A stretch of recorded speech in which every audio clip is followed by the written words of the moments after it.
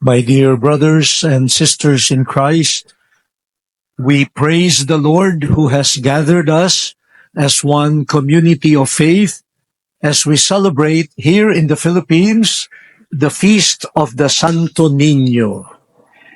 We have been given this special permission by the Holy See, by the Vatican, to celebrate the feast of the Santo Niño on the third Sunday of January. Kaya kung kayo po ay magsisimba sa ibang bansa, hindi po Santo Niño. At iba po ang readings. No? Pero para sa simbahan sa Pilipinas, dahil sa kasaysayan ng pagdating ng Kristyanismo sa Pilipinas at ang imahe ng pagdating ay ang imahe ng Santo Niño sa Cebu, ito po ay pinagbigyan tayo. At in all dioceses, in all parishes, Jesus the Child is being celebrated. Dalawang bagay lang po ang aking ibahagi sa inyo. The first is, Jesus as a child, as a baby, affirms the fact that He who is the eternal Word of God, the Son of God, truly became human. Ang Diyos na totoo ay tunay na naging tao ring totoo. And His being a child, ang pagiging bata, ay patunay na talagang naging tao siya. Lahat ng tao na isinisilang ay nagsisimula sa pagiging sanggol.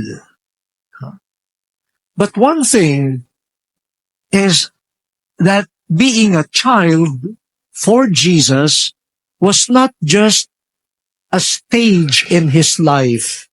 Ang pagiging bata ay hindi lamang ilang taon sa simula ng kanyang buhay.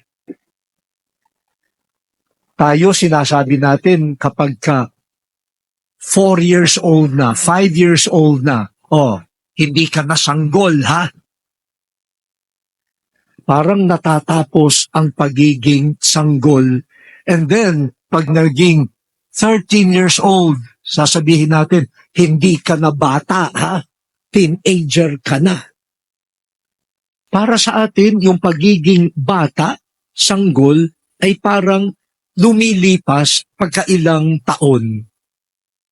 But the childhood of Jesus is not measured only by years. His being a child is His relationship with God the Father. He remained a child. He remained a child of His Father, meaning He always listened to the Father. He was always available to do the will of the Father. He was obedient to the Father. He was docile to the Father. He never lost His being a child.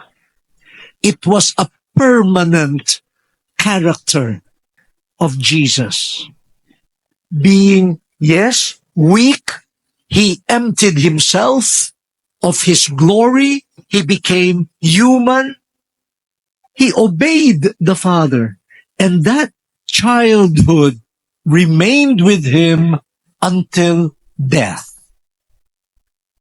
Maaaring magtapos ang pagiging bata sa edad, pero para kay Jesus, ang pagiging bata ay palaging bahagi ng kanyang buhay, kahit na siya ay 30 anyos, 33 anyos, bata sa harapan ng Diyos Ama. Mapagpakumbaba, sumusunod sa Ama. Ang kanyang pagiging bata ay yung paghubad ng lahat ng kayabangan, pagmamataas. Hindi niya sasabihin sa Diyos Ama, "Hoy 33 anyos na ako. Ako naman ang masusunod." Tapos na ang pagiging bata ko. Hindi, wala sa Biblia yan. Wala sa Biblia. Hanggang sa katapusan, ang kanyang salita ay, "Not my will, but your will be done." Sa mata ng mundo, ang pagiging ganyang bata, sasabihin nila, "Ang hina mo naman. Bakit ka aasa sa Diyos? Bakit ka magbubukas lagi sa plano ng Diyos? Gawin mo na lang ang gusto mo. Hindi ka na bata." Dapat may sagot tayo dyan. Ang sagot natin dyan, yang ganyang ugali na hindi na bukas sa Diyos, na pati sa Diyos nagmamataas, at kapag sa Diyos kayang magmataas, sa kapwa magmamataas lalo. Yang ganyang ugali ang nakakasira sa mundo. Kaya nga pangako sa unang pagbasa, ibibigay ng Diyos ang isang bata. At siya ang magbibigay muli ng katarungan, kapayapaan. Walang katarungan at kapayapaan kapag ang ugali ay mayabang, nagmamataas. Sa pamilya man yan, sa barkadahan man yan, at sa ating international relations. Ano kaya kung ngayong piyesta ng Santo Niño, itong mga grupo at mga pinuno ng mga nag-aaway, nagegera, sabihin nila, tama na. Let us be children one to another. Tigil ang gera niyan. Maglalaro sila kaysa sa magpatayan. Ibalik ang pagiging bata ni Jesus. Whatever your age might be, follow the childhood of Jesus. St. Paul tells us, Jesus shared with us his being a son. We are adopted children of God. Ipakita yon. Ipakita na talagang bata tayo katulad ni Jesus. At yung pangalawa at huling punto po, sa Ebanghelyo, people were bringing children to Jesus. Most likely, these were the fathers of the children. Kasi nung panahon ni Jesus, ang mga tatay po ang nagdadala ng mga anak sa sinagoga. Ang mga tatay ang nagdadala ng mga bata para pabindisyonan sa mga guro. So most likely, these were the fathers who brought their children to be blessed by Jesus. Ang ganda-ganda. Iniisip nila ang mga bata, mga anak nila, kailangan ng proteksyon ng Diyos. Kaya gusto nila ipabindisyon ang mga bata. Kaya lang, pinigilan sila. Sino ang pumigil? Yung mga disipulo ni Jesus. Nakakagulat kung sino pa yung mga apostol ni Jesus na sana matutuwa na, "Oy, very good! Mabuti dinala ninyo ang mga bata para pabindisyonan kay Jesus." Sila pa ang nagpigil. They prevented the children from being brought to Jesus. At nagalit si Jesus sa mga apostoles. Sabi niya, "Let the children come to me. Do not prevent them from coming to me." Bakit ganun yung naging ugali ng mga apostol? Bakit nila pinigilan yung paglapit ng mga bata kay Jesus? Ano ho ito chapter 10 ng Gospel ni St. Mark. Kung pupunta po tayo doon sa chapter 9, may nangyari kasi Nagdidebate itong mga apostoles. Sino ang pinaka-dakila sa atin? Who is the greatest among us? At nahuli sila ni Jesus na ang kanilang pinag-uusapan ay greatness. Sino ang superior? Sino ang mas sikat? Sino ang bigatin? Ang isip nila sa paghahari ng Diyos ay pataasan, palakasan, pabigatan. At kung ikaw ay maliit, tsapwera ka. Yun ang tingin nila sa paghahari ng Diyos. Pero sinabihan na sila ni Jesus noon, ang paghahari ng Diyos ay hindi ganyan. Ang paghahari ng Diyos ay para sa mga bata, mababa, yung nagpapakumbaba na umaasa sa Diyos. Mukhang hindi natuto ang mga apostoles. Ngayong lumalapit ang mga bata, pinagbawalan nila. Pampagulo ang mga yan. Pampagulo.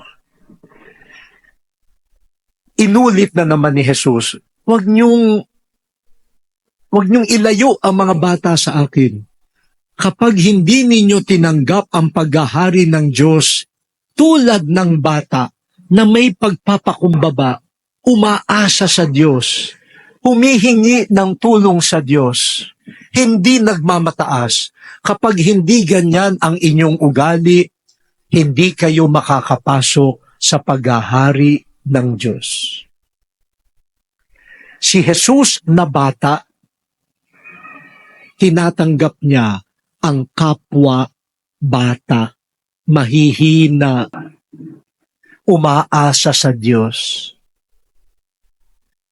Mga kapatid, lalo na sa mga tatay, pati na ang mga nanay dito, dinadala ba ninyo ang mga anak nyo kay Jesus? Saan nyo inilalapit ang inyong mga anak? Hindi ko naman sinasabing masama na ipasyal nyo ang inyong mga anak sa shopping mall, dalhin ninyo sa panonood ng sine, dalhin ninyo sa recreation, okay yon. Pero wag sana kalimutan, dalhin kay Jesus. At kay Jesus matuto sila paano manatiling bata para sa paghahari ng Diyos. At sa mga bata na nandito, saan nyo dinadala ang inyong kabarkada? Wag lang sa mga cafe. Wag lang sa mga, dyan tayo sa mga vape. Ano ba yun? Vape, mga, kung ano. Nung bata kami, vaporub lang pag sinisipon Ngayon, mga kung ano-ano ng mga vape, lalo kang sisiponin yan sige, kung gusto nyong mamasyal sa ganyan. Pero, dalhin ninyo ang bawat isa kay Jesus. Matuto kay Jesus. Paano maging tunay na anak ng Diyos. At kung may makikita kayo sa trabaho ninyo na nag-aasta-asta, na parang hindi siya bata, kala mo siya ang may hawak ng paghahari ng Diyos, dalhin mo kay Jesus. Yung boss mo na kala mo kung sino, sabi mo, Sir, Pwede ba kitang imbitahan? May pagdadalhan ako sa iyo. Siguro iisipin, wow, siguro pakakainin ako sa masarap na restaurant. Kasi boss ako eh. Siguro dadalhin ako nito sa isang tourist destination kasi boss ako eh. At pag tinanong kayo, saan mo ako dadalhin? Kay Jesus. Para matuto po kayo ng pagiging bata. Matuto kayo maging mapagpakumbaba. At ang ating opisina magiging paghahari ni Jesus, hindi paghahari mo.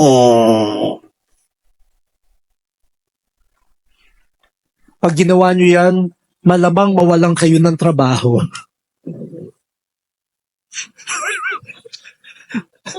Sasabihin nyo, kasalanan niya ni Kardinal. Pero, yan ang pagiging bata. Huwag nating gawing cute ang pagdiriwang ng Santo Niño. Ang pagiging bata ni Jesus ay dapat manuot para mabago ang kinamihasnan at mga sistema ng kayabangan na nagmamaliit, nagtataboy sa kapwa.